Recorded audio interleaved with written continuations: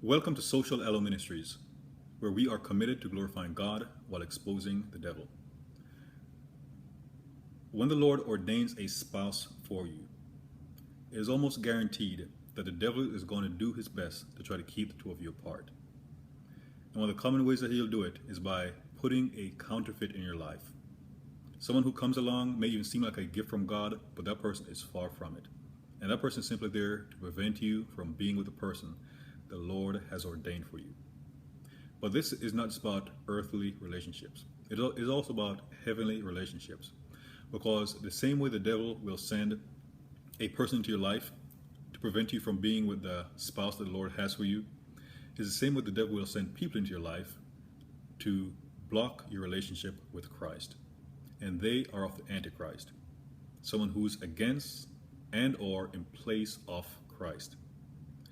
When you look at especially biblical relationships, there are times when we have to look beyond the obvious.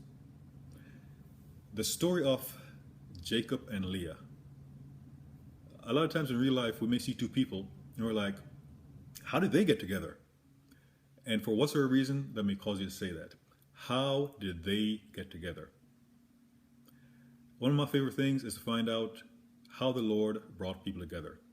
Quite frankly, in asking the questions, there are times when I'll find out that no, the Lord had nothing to do with that relationship. And then there are those beautiful stories where the Lord brought two people together. Yes, a lot of times there are struggles. The devil hates God-ordained relationships, and he will try to make it as tough as possible to prevent those individuals from being brought together. But there is a God, and he is still on the throne. Always was, is, and will be on the throne. But we can learn, for example, in Genesis 29. If a person were to ask how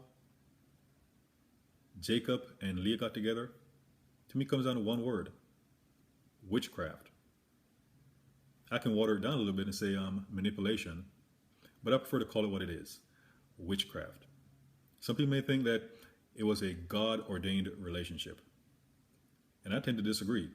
When the Lord ordains a relationship, he doesn't have to, there's no deceit in God, for one. So he doesn't have to beat around the bush. If the Lord wanted Jacob to marry Leah, he would have simply told him to marry Leah. And we see an example of the Lord telling a person to marry someone who, quite frankly, especially in those days, was less than desirable, when the Lord told Hosea to marry a promiscuous woman.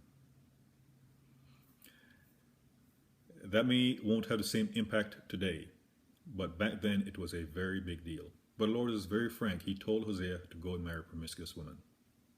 So again, with Leah and Jacob, it was witchcraft. Point blank. As the story goes, we see that Jacob had been working for Laban. And when Laban said that they were family, but Jacob shouldn't be working for free, they made an agreement that Jacob would work for 7 years in order to marry his younger daughter, Rachel, a woman he loved. But through deception, through trickery, through manipulation, Jacob ended up marrying Leah.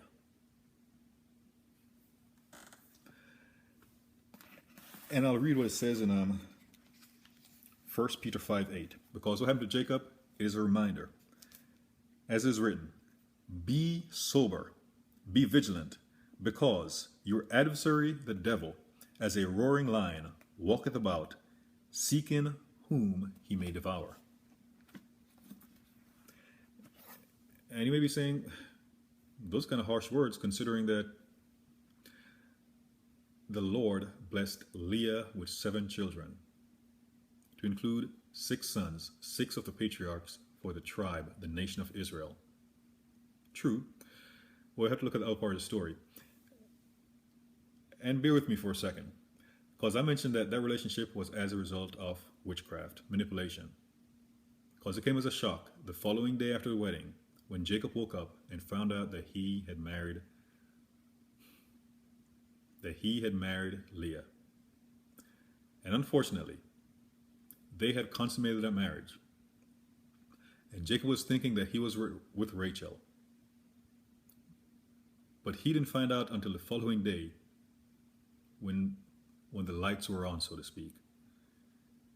That is manipulation, witchcraft.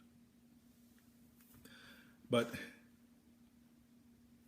say, for example, if someone wasn't around for Leah's wedding, and it was a friend of Leah, and the person showed up and was like, "Hey, Leah, I didn't know you were getting married. I didn't even know you were engaged. I thought Rachel was engaged. What happened?" And Leah could say, and she could twist the story to make it suit her needs. Lying by omission, but to deceive people by saying, "Yeah, I was out in the field and my father came and told me to get ready, get cleaned up because I was going to get married." And she could make it seem as if God had blessed her with a man. God had blessed with Jacob. But if you get Jacob's point of view, he'd be telling you, no, that was witchcraft. I was tricked. And if they were to take a wedding photograph, Leah would probably be smiling and Jacob would probably look absolutely miserable because he had been tricked. And put in modern day terms, if the same thing would have happened in modern day terms, and things like that have and do happen, if, for example, Leah's friend, putting a modern day twist on this, if Leah's friend were to see Jacob leaving the office of a divorce attorney, like within a week after getting married, and she were to speak with Leah saying, "What happened? I saw Jacob leaving a divorce attorney. Are the two of you getting divorced already?" Leah could be like, "Yeah, he left me." And Leah's friend could be like, "Oh, that dog. I can't believe he left you after all that. He just used you." Not knowing the full story, that Leah had deceived Jacob into marrying her. Because if you give him the choice, he would not. And it's one of those things where you could ask, how did those two end up together? Because Jacob did not love Leah. And one of the things, people have gotten into those situations and are in those situations. And because the person they end up marrying is a messenger of Satan, it may come as a surprise if the person was deceived into that marriage, goes and says, "I want a divorce." The next thing you know, that messenger of Satan becomes one of the holiest people in the world by letting the person know, "But God hates divorce. I don't want a divorce." And it's like, really? You're going to tell me, you, a messenger of Satan, a witch or a wizard, you're going to tell me that God hates divorce? And for that, I like to direct individuals to Proverbs 6:16 through 19. Yes, God hates divorce, but there's some other things that he hates. Proverbs 6, starting verse 16. "These 6 things doth the Lord hate. Yea, 7 are an abomination to him. 7 are an abomination to him." I wonder if divorce is going to be on that list. "A proud look, a lying tongue, and hands that shed innocent blood, and heart that deviseth wicked imaginations, feet that be swift in running to mischief, a false witness that speaketh lies, and he that soweth discord among brethren." So those 7 abominations, divorce is not among them. And in saying this, it's not that I'm advocating divorce. It's not that I'm advocating divorce. But when a messenger of Satan is going to tell you about God hating divorce, I want to let you know that there are other things that God hates. Abominations, in fact. And if a person is going to trick you into a marriage, the proud look, I can imagine Leah being very, very proud. I can imagine someone, if the person wasn't at the wedding, maybe even didn't know what went on, saw Leah maybe outside, possibly the day after her marriage, and talking about the wedding. And she's like, yeah, that's my husband over there. And pointing out Jacob like she snagged him. And she did, because she was veiled, shrouded. It wasn't until the following day when Jacob woke up. And when a person uses witchcraft on you, there will come a time when you will wake up, and how you handle it, that's going to be between you and the Lord. But that manipulation, when you find out the truth, it is basically you waking up. But that person who uses the witchcraft will most likely have a very proud look, knowing that they pulled one over on another person. In some cases, the individual may even know the person that they prevented from marrying the other individual. Leah did this to our own sister Rachel. She knew Rachel and Jacob had been engaged for 7 years. And Leah could even boast to others, oh yeah, Jacob worked 7 years in order to marry me. It is the truth, yet it's a lie. Jacob worked 7 years to marry Rachel, but because he was deceived, he ended up marrying Leah instead. Because if given the opportunity, Jacob probably had not have worked a day for Leah, much less 7 years. So a proud look, lying tongue, using deceit to interfere with a godly relationship. A heart that deviseth wicked imaginations. And that's what I took. Wicked hearts. Because apparently no one warned Jacob that he was going to marry the wrong person. And I can imagine that they probably had Rachel tucked away somewhere where Jacob would not catch on to what's going on. That was a lot of deceit. That was outright wicked. Feet that be swift in running to mischief. That was pure mischief with them interfering with a relationship. A false witness that speaketh lies. And sowing discord. That union is what I called a demonically arranged union. But it is symbolic of how Christ and his bride, the church, and how the devil will send individuals to try to prevent that relationship. The devil will send an individual like a Leah to get between you and Christ. To get between you and Christ. But I mentioned, Christ is very honest.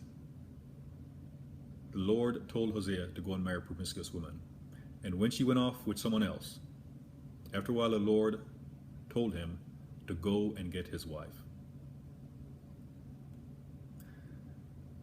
With Jacob, he got a chance to marry his beloved Rachel a week later. Yes, he still remained married to Leah. Nowadays, the Lord isn't going to allow that.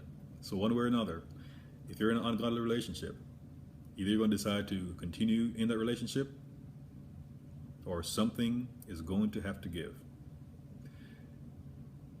If the Lord has a plan for you, and he has a plan for everyone,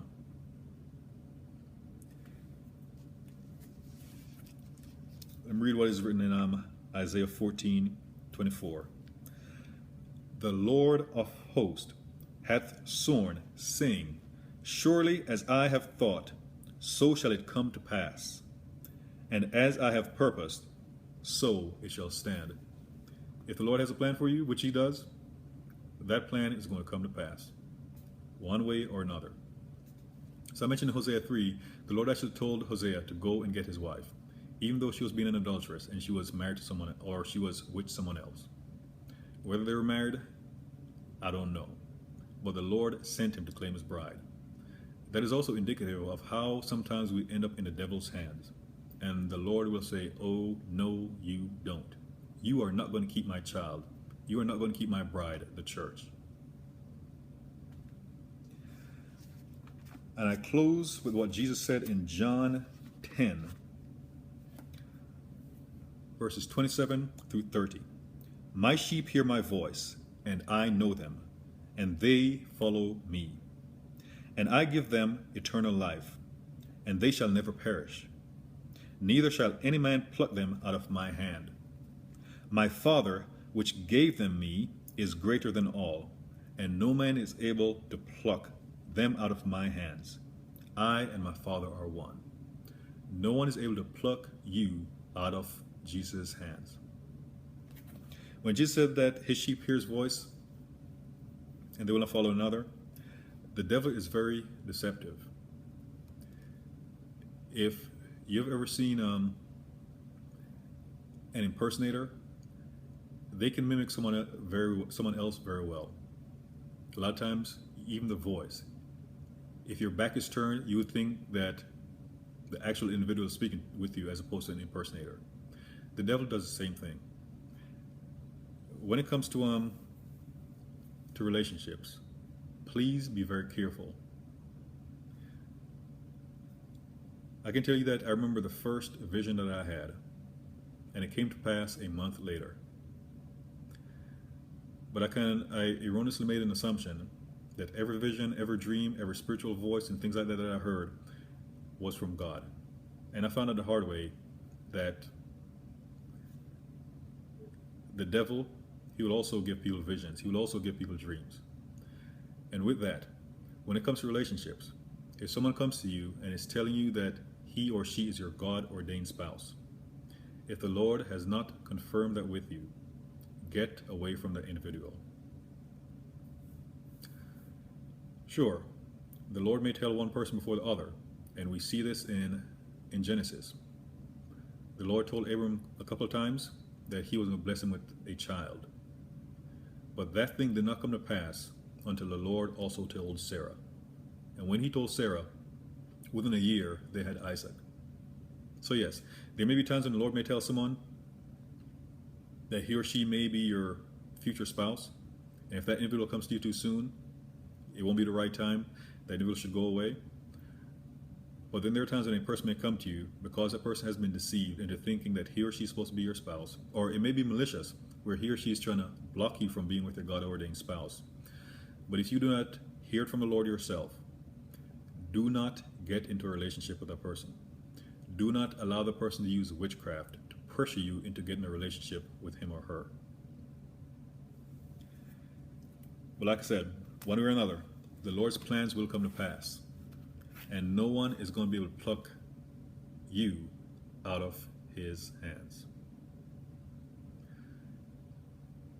Avoid those demonically arranged unions, those things that are meant to keep you and your God-ordained spouse apart, and use those same principles for whenever the devil tries to send someone to get between you and Christ. And I'll close by saying, a God-ordained relationship will bring you closer to the Lord. A demonically arranged union will tear you away from him. God bless you.